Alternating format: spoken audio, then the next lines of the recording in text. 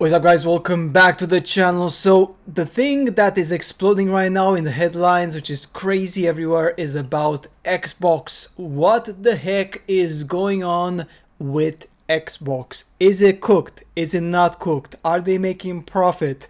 Are they releasing enough games? Are they not releasing games? What's going on with the Game Pass? What is happening with the promises? Everything, guys, is just converging to a point of like craziness right now this week. And even we have this article from Kotaku which says the following: Xbox failed at the most important part, games. This reminds me quite a lot of Xbox One X, if you guys remember that console, which is kind of had a similar problem. When they released it, they wanted to sell it as a multimedia entertainment system, and it didn't work right. Now, let's go on this, and also we have some news on the Xbox Game Pass. There were some really discussions about that the Xbox Game Pass was not profitable, but now it turns out that it is profitable even after considering the development cost of first-party games. It's a lot of stuff, guys, but let's go by parts. I'm not going to make this video too long. Let's go very quickly. First and foremost, why are they saying this? Well, very important. Xbox launching without exclusives is so crazy it might just work. That was one headline in November 2020. It did not. While PlayStation 5 ranked in the holiday with Spider-Man, Miles Morales and Demon's Souls remake, the Xbox XS was huddled with alongside next-gen upgrades for games everyone had already played. No single event can make or break a console, but it was an opening misfire that now fits an all too well established pattern on Xbox dropping the ball when it matters the most. We have also, of course, the first notable exclusive of the Xbox Series came later, which was Flight Simulator, then Forza Horizon 5. They were nice side dishes, but no grilled steak. Everyone appreciates a good potato, salad, or baked mac, but that's not what they showed up for the BBQ. And also, these games are more niche because not everyone plays Flight Simulator, not everyone plays Forza. People play mostly action-adventure, RPG games, I don't know, like open world games, sandbox games, shooter games. That's what people actually want to play in general. I say like the majority, right? Then we have, there's no shortage of great games, but few are exclusives, and none of them, not Forza, not Halo or Starfield, have popped like the biggest exclusives blockbusters on PlayStation 5. Unable to conjure a killer app, it's tried to buy them, starting with Microsoft, but then it's now the most compelling parts of Microsoft's portfolio are all available elsewhere. In a family member, friend, or some stranger at GameStop asked me if they should get an Xbox, my answer would look like a spreadsheet full of if-then functions. The value proposition of Game Pass remains strong, but increasingly marred in asterisks. Genre diversity abound, and there's early console access to some of the biggest Steam hits around. There is something for everyone on the Xbox, if they know how, where, and when to look. Now, let's go on other stuff, because this is what we have here. This is a compilation of things that people have said. I want to put out together a thread on all the receipts we have on people like Jess Gordon and the rest of the circus championing every stupid action Xbox has made and all the lies they posted to damage control. I'll start. It says from Jez in 2023, no, Xbox isn't porting its console exclusive to PlayStation. It's just hard hopium for fanboys. Well, what happened? We all know. Next one, Bethesda games aren't coming to PlayStation. Guess what? They did come.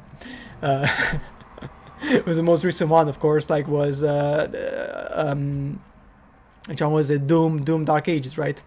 We have next. This one was really great. Xbox revenue would overtake PlayStation with active Blizz on board, says data firm.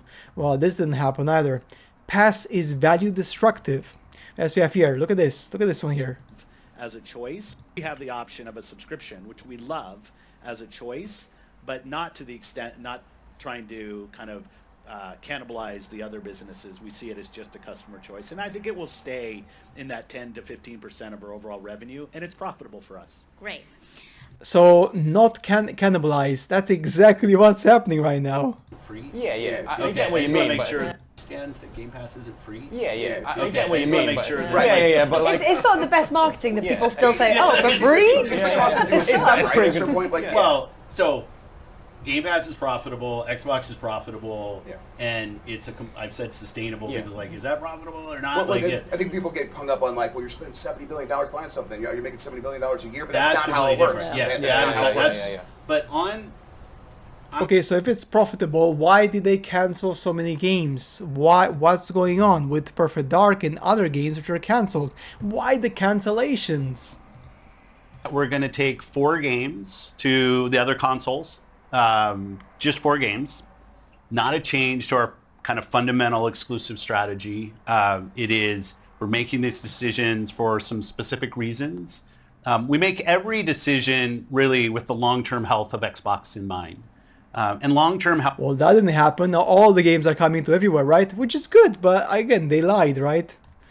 We have this one as well. How Hi-Fi Rush kills the narrative that Xbox Game Pass hurts game sales or is unsustainable. Well, it is pretty unsustainable, to be honest. My brother told me the Game Pass was sustainable, even did the math on it. Xbox layoff begin as Phil Spencer shares internal Microsoft gaming update. That's right. So if it's sustainable, if they're making profit, okay, why are they firing people? Why are they releasing people?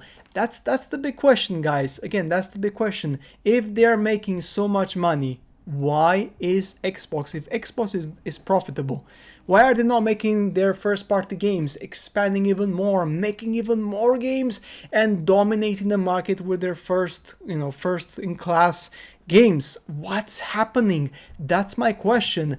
The math does not add up. That's my question here. We're doing math, okay? We're doing math. So if Xbox is profitable, if they're making tons of money with their Game Pass, and even with their first party games, they're still making profit, why cancel projects?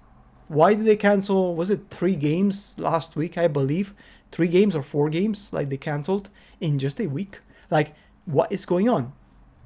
Right, a year before he began laying off thousands of staff across Xbox's now sprawling empire of studios and publishers, Phil Spencer suggested Xbox fate was set in stone.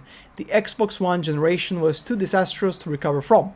Players were now locked in. He called it the worst generation to lose.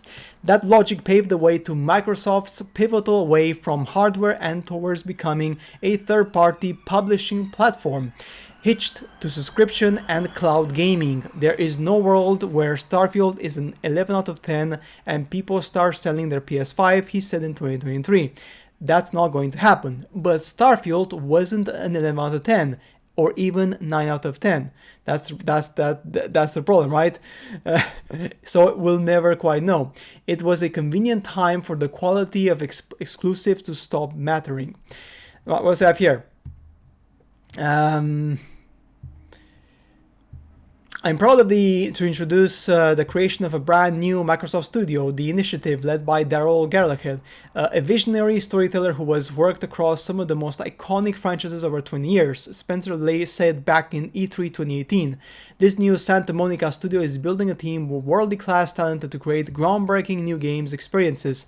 It was a play for GOTY blockbuster right in PlayStation's first-party backyard.